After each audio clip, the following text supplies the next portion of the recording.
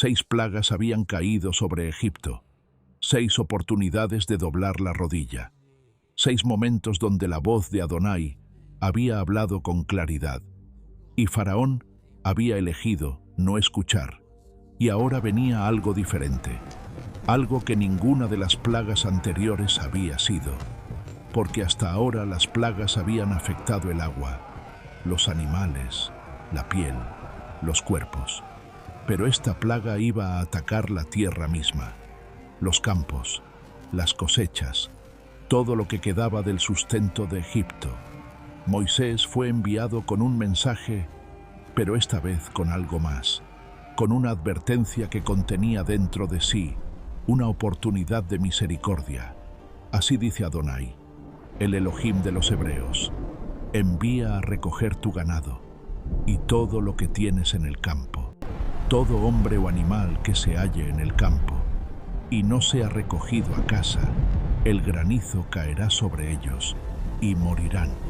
Esa advertencia era extraordinaria, porque Adonai no tenía obligación de avisar, no tenía que dar tiempo de refugio, no tenía que ofrecer una salida antes de que llegara el juicio, pero lo hizo, porque incluso en medio del proceso de juicio sobre Egipto, la misericordia de Elohim seguía buscando resquicios, seguía ofreciendo salidas, seguía diciendo: todavía puedes proteger lo que te queda, todavía puedes escuchar, todavía puedes responder. Y algunos lo hicieron. Los siervos de Faraón que temieron la palabra de Adonai hicieron huir a sus siervos y a su ganado a las casas, y los que no pusieron su corazón en la palabra de Adonai dejaron sus siervos y su ganado en el campo. Esa distinción dentro del propio Egipto es significativa, porque muestra que incluso dentro del sistema que resistía a Elohim, había personas que reconocían su voz, que respondían a su advertencia, que elegían proteger lo que podían proteger, porque creyeron que lo que Adonai había dicho era verdad. Y entonces Moisés extendió su vara hacia el cielo, y Adonai envió truenos y granizo, y el fuego se descargaba sobre la tierra, y Adonai hizo llover granizo sobre la tierra de Egipto, granizo y fuego mezclados en medio del granizo. Era algo que Egipto nunca había visto, una tormenta imposible, granizo que destruía mientras el fuego ardía dentro de él. Una manifestación de poder que combinaba dos elementos opuestos en un solo acto de juicio sobrenatural. El granizo golpeó todo lo que estaba en el campo, hirió hombres y animales, destrozó toda la hierba del campo, quebró todos los árboles. Solo en la tierra de Gosén, donde estaban los hijos de Israel, no hubo granizo. Y Faraón llamó a Moisés y a Aarón, y esta vez sus palabras fueron más fuertes que antes. He pecado esta vez. Adonai es justo. Yo y mi pueblo somos impíos. Rogad a Adonai para que cesen los truenos de Elohim y el granizo. Yo os dejaré ir. He pecado. Esas palabras salieron de la boca del hombre más orgulloso de la tierra y parecían ser el quiebre definitivo. Pero Moisés respondió con una claridad que revela que conocía bien el corazón con el que estaba tratando. Cuando yo salga de la ciudad, extenderé mis manos a Adonai. Los truenos cesarán y no habrá más granizo, para que sepas que la tierra es de Adonai. Pero en cuanto a ti y a tus siervos, yo sé que todavía no teméis a Adonai Elohim. Moisés sabía, no se dejó llevar por las palabras de la crisis, porque conocía la diferencia entre el arrepentimiento de la presión y el arrepentimiento del corazón. Y cuando el granizo cesó, Faraón volvió a pecar, y endureció su corazón él y sus siervos, y no dejó ir a los hijos de Israel. El granizo había destruido lo que quedaba. Los campos estaban devastados, los árboles quebrados, las cosechas aplastadas. Pero había algo que el granizo no había tocado: el trigo, el centeno, las plantas tardías que todavía crecían, las últimas esperanzas de alimentación que Egipto tenía. Y Faraón las vio. y pensó que todavía había algo que salvar, y endureció su corazón, una vez más. Pero antes de que llegara la octava plaga, ocurrió algo dentro del propio palacio de Faraón. Sus siervos se acercaron a él y le dijeron algo que ningún siervo le había dicho antes con tanta claridad. ¿Hasta cuándo nos será este hombre por lazo? Deja ir a estos hombres para que sirvan a Adonai su Dios. ¿No sabes todavía que Egipto está destruido? Sus propios hombres, los que lo servían, los que dependían de su trono, le estaban diciendo en su cara que Egipto ya estaba destruido, que el costo de seguir resistiendo era mayor que el costo de ceder, que la batalla ya estaba perdida, aunque Faraón no quisiera admitirlo. Y Faraón los escuchó, o al menos hizo como que escuchaba. Llamó a Moisés y a Aarón y comenzó a negociar. ¿Quiénes son los que han de ir? Y Moisés respondió con claridad: iremos con nuestros jóvenes y con nuestros viejos, con nuestros hijos y con nuestras hijas, con nuestras ovejas y con nuestras vacas, todo el pueblo de Israel. Y Faraón rechazó eso inmediatamente. No, vayan solo los hombres y sirvan a Adonai, porque eso es lo que pedís. Esa respuesta revela la estrategia del corazón que no quiere rendirse completamente, que siempre ofrece una versión reducida de la obediencia, que siempre busca retener algo, que siempre dice: puedes tener esto, pero no lo otro. Puedes ir tú, pero dejas los niños aquí. Puedes adorar, pero dentro de mis términos. Y Adonai no acepta obediencia a medias. Y la octava plaga llegó. Moisés extendió su vara sobre la tierra de Egipto, y Adonai trajo un viento del este sobre la tierra todo aquel día y toda aquella noche. Y al amanecer, el viento del este trajo las langostas, y las langostas subieron sobre toda la tierra de Egipto, y se posaron en todo el territorio de Egipto, en tan grande cantidad, que antes no hubo langostas semejantes, ni después las habrá. Cubrieron la faz de toda la tierra, y la tierra fue oscurecida, y comieron toda la hierba de la tierra, y todo el fruto de los árboles que el granizo había dejado. No quedó cosa verde en árboles ni en hierba del campo, en toda la tierra de Egipto. Todo lo que el granizo había perdonado, las langostas lo consumieron. No quedó nada. Egipto quedó sin comida, sin esperanza de cosecha, sin reservas visibles. Y Faraón llamó a Moisés con urgencia: he pecado contra Adonai vuestro Dios y contra vosotros. Os ruego que perdonéis mi pecado solo esta vez, y que oréis a Adonai vuestro Dios, que quite de mí esta muerte, esta muerte. Esas palabras muestran que Faraón entendía perfectamente lo que estaba ocurriendo. No era una molestia, era muerte, lenta, sistemática, imparable. Y sin embargo, cuando Moisés oró y las langostas desaparecieron, Adonai endureció el corazón de Faraón y no dejó ir a los hijos de Israel. Aquí vemos algo que el alma necesita ver con claridad. Faraón estaba dispuesto a dar algo, pero no todo. Los hombres pueden ir, los niños se quedan. Y esa lógica, la lógica de la obediencia parcial, la lógica de seguir a Elohim, pero con condiciones, es una de las formas más comunes en que el corazón humano resiste la rendición completa. Porque parece razonable, parece un compromiso justo, parece que se está dando algo, pero en realidad es seguir en el trono, es seguir siendo el que pone los términos, es seguir diciéndole a Adonai: te doy esto, pero lo otro es mío, y Adonai no acepta eso. No porque sea exigente sin razón, sino porque sabe que el corazón que retiene algo todavía no ha entendido de quién es realmente. La rendición verdadera no negocia territorios, no dice puedes tener esto pero no aquello. Dice todo, todo lo que soy, todo lo que tengo, todo lo que me importa. Y esa rendición total Es la única que abre la puerta a la libertad real. 8 plagas habían caído sobre Egipto: el Nilo en sangre, las ranas, los piojos, las moscas, la muerte del ganado, las úlceras, el granizo, las langostas, y Egipto estaba de rodillas, sin agua limpia, sin animales, sin cosechas, sin reservas, sin esperanza visible de recuperación. Y aún así, Faraón seguía de pie, su corazón seguía endurecido, su trono seguía intacto.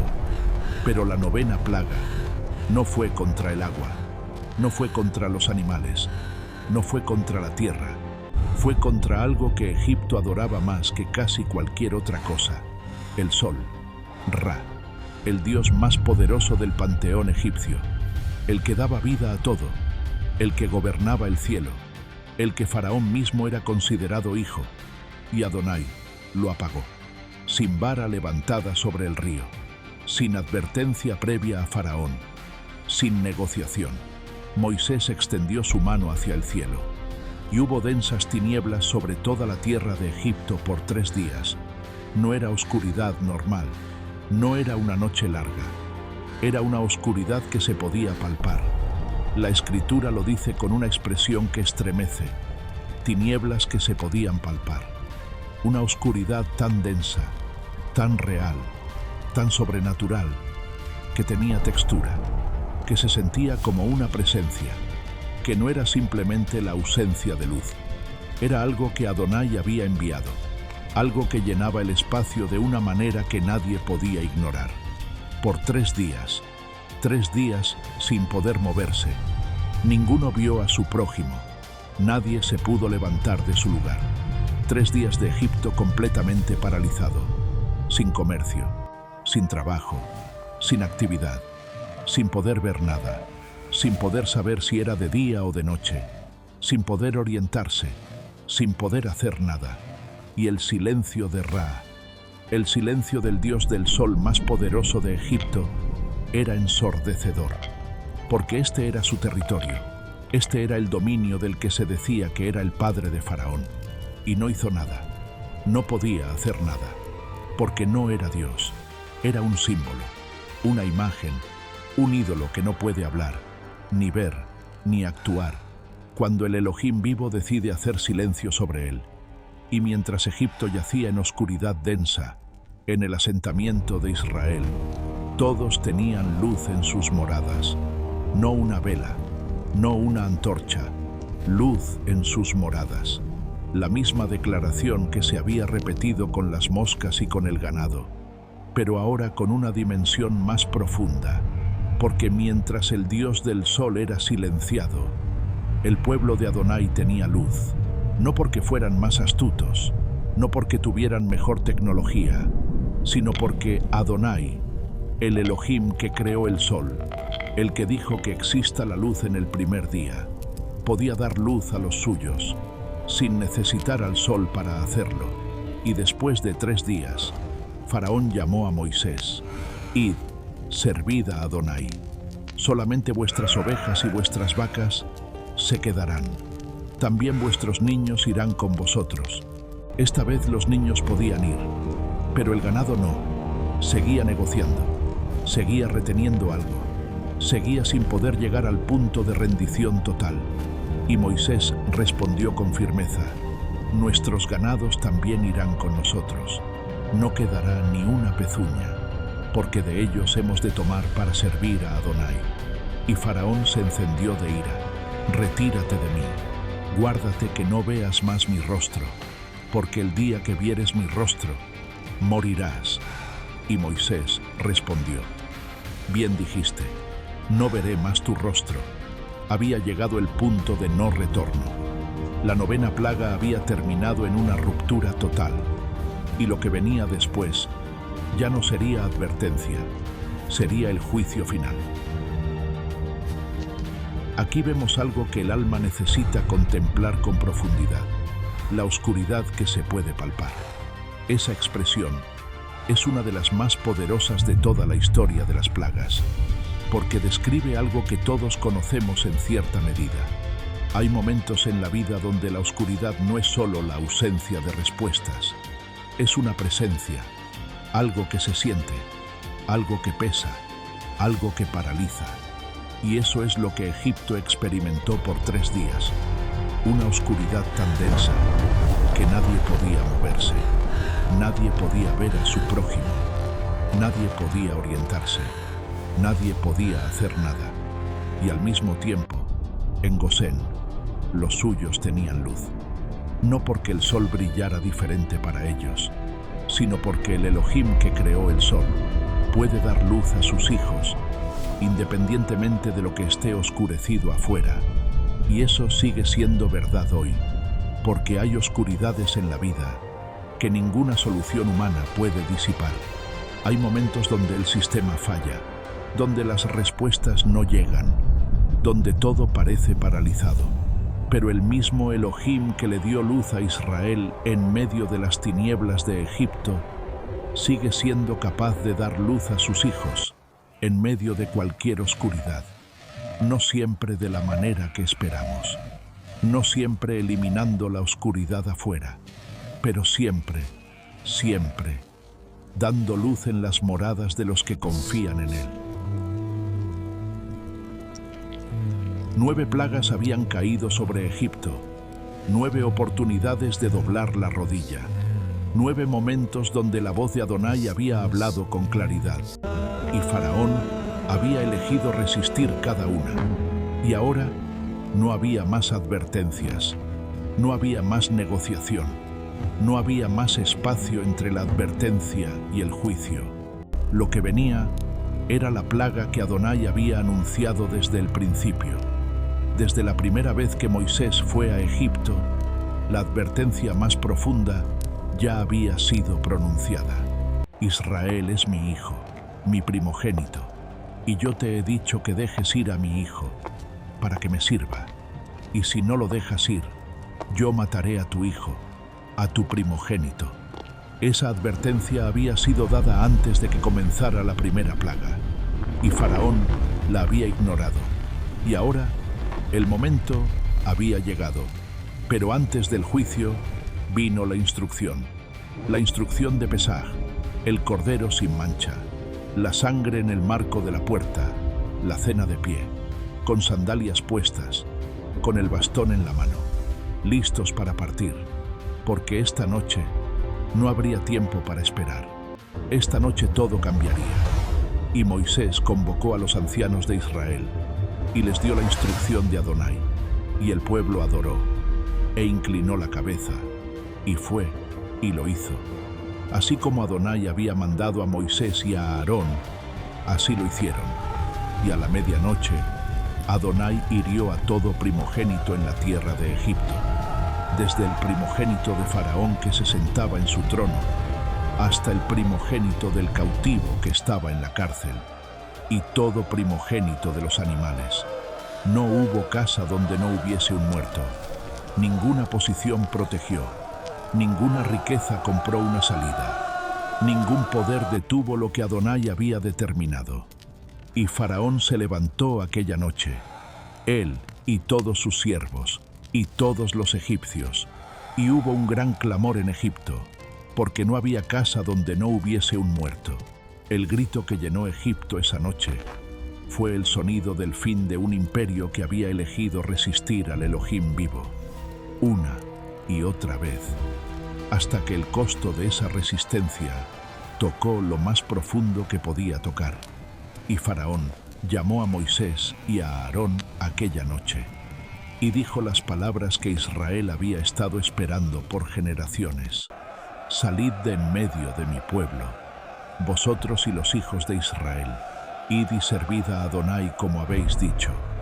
Llevad también vuestras ovejas y vuestras vacas, y bendecidme también a mí. Esa última petición, bendecidme también a mí, es una de las más reveladoras de toda la historia, porque muestra que incluso en ese momento, incluso después de todo lo que había ocurrido, Faraón reconocía que había algo que Moisés tenía, que él no podía darse a sí mismo: acceso a Adonai. la bendición del Dios vivo, y sin embargo, había elegido resistir todo el proceso, hasta que el precio de esa resistencia destruyó lo que más amaba. Pero en las casas donde había sangre en el marco de la puerta, donde familias habían obedecido en fe, donde el cordero sin mancha había sido sacrificado, la muerte no entró. Adonai pasó por encima, y esa noche Israel salió de Egipto, no como esclavos que escaparon, sino como pueblo rescatado, como pueblo libre, como pueblo que cargaba la promesa de Abraham, la promesa de Isaac, la promesa de Jacob, cumplida en una sola noche, por la mano del Elohim, que nunca olvida lo que promete, que nunca llega tarde, que actúa exactamente cuando el momento ha llegado y que protege a los suyos con una cobertura que ninguna fuerza en la tierra puede penetrar cuando hay sangre en la puerta. Aquí vemos la obra de Adonai en su expresión más completa en esta historia. 10 plagas, 10 oportunidades, 10 momentos donde la misericordia y el juicio caminaron juntos. Y al final, 2 realidades completamente distintas en la misma noche. En las casas sin sangre, muerte. En las casas marcadas, vida. Y la diferencia no fue mérito, no fue riqueza, no fue posición. Fue obediencia a la palabra de Adonai. Fue fe que se movió, que actuó, que puso la sangre en la puerta, aunque afuera todo fuera oscuridad e incertidumbre.